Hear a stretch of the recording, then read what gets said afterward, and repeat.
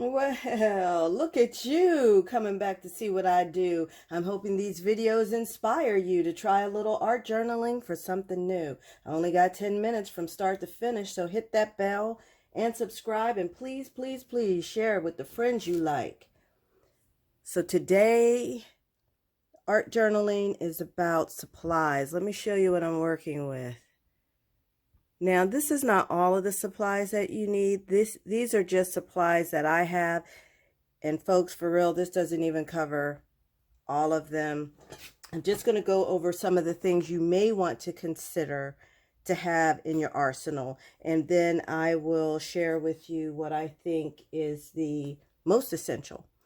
Okay, so start over here.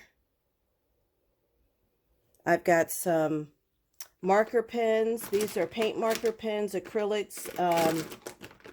There's some that are fillable. And I've got, you should always have some type of beverage, depending on the time of day, if you know what I mean. It's the morning time, y'all. You definitely want to have some stamps. These are my own stamps, by the way, that you can find in my Etsy shop. And or some die cuts or some cutouts, magazine cutouts, stencils. I like to use watercolors. I use a lot of water-soluble products in my art journaling. That's just a personal preference. It's how I like to create. I also have some gelatos. Those are also water-soluble.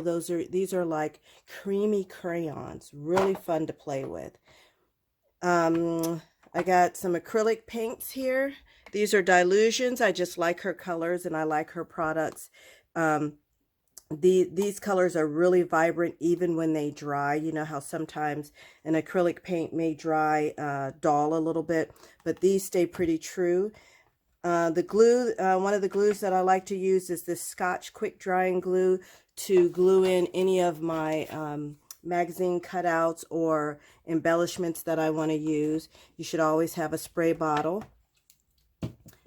I've got some painter's tape, or you can use washi tape in your journals. For my stamping, I like to use VersaFine ink or a a water-soluble ink like Tim Holtz Distress Oxide or his Distress inks. Those are Tim Holtz. Anything is my thing. I just love his products. Of course, we went over some gesso. You know, you got to have you some gesso in there. I also use modeling paste, and I also use matte, some matte medium, and I cannot find the Liquitex brand, but this is Jane Davenport. It'll do the same thing. We'll go over matte medium and Mod Podge in another segment. For sealants, white acrylic paint. I think that's a must-have. Another for the glue, it's going to be, I like to use glue sticks, and this Gina K Connect glue. This is really, really good. Quick drying just like this glue is. So I would say that those are essential. And some Mod Podge matte medium. I like to use the matte and not glossy. Again, personal preference. Acrylic paint still. This is with Tim Holtz. I like to use a resist spray. So when you spray this down and dry it, any kind of like watercolor or some distress inks that are water soluble that you spray over there, this will resist that. We'll play with this in another video. Some distress sprays, any kind of ink sprays by Tim Holtz or Dilution or I'm forgetting the Jane Davenport. I like those. Again, these are all personal preferences. This is just what's in my box. I love to use Jane Davenport's mermaid markers. You hear me talk about that all the time. I still have Tim Holtz Distress markers for the ones that have not dried out on me, but I've had them for a couple of years. These are really good. Also water soluble. Liquitex ink or any kind of permanent ink I like to use. a brayer or a small brayer. I think that's nice to have. Obviously a paintbrush or some kind, or various paintbrushes. You should also have some type of white marking pen or a pencil. This is a white Prismacolor. I'm sorry, white Prismacolor. This is Prismacolor pencil. This is a Uniball. This is white. I don't have any luck using these. So, but something similar to this, or a gel white pen. This is really good for marking. Also, you want a archival ink fine marking pen, micron. I like these. They have different size nibs, and obviously you're going to want some scissors. A water brush is really nice to use with any of your water solubles products. What else? What else? What else? Oh. You might want some baby wipes in there. You might want some colored pencils, watercolor pencils, regular colored pencils, crayons, those types of things. You don't have to get this ATG gun or, oh, where is the other?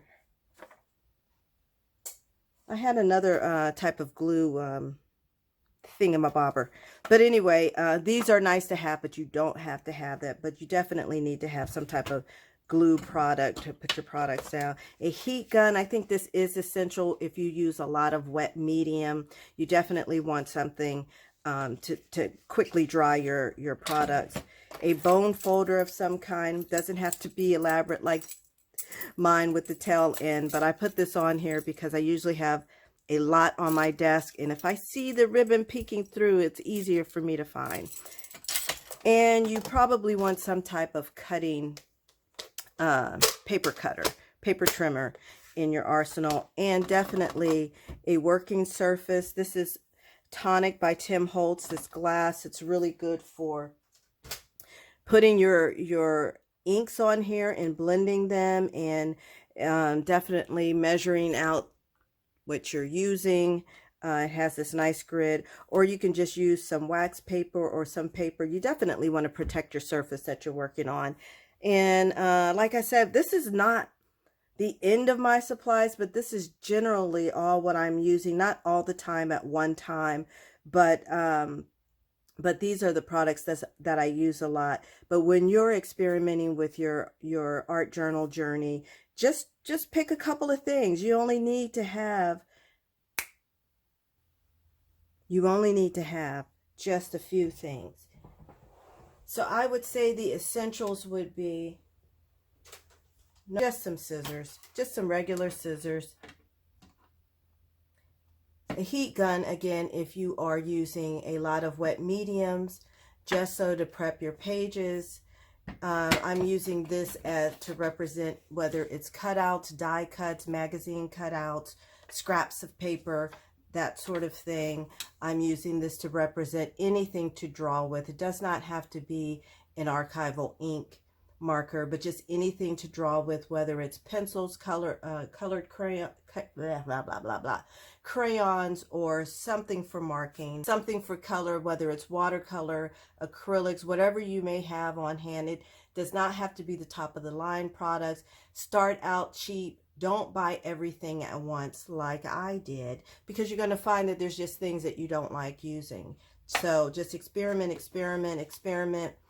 Definitely a spray bottle for water if you are using water soluble products, and it's just good to have to clean off your surface and to rinse your hands.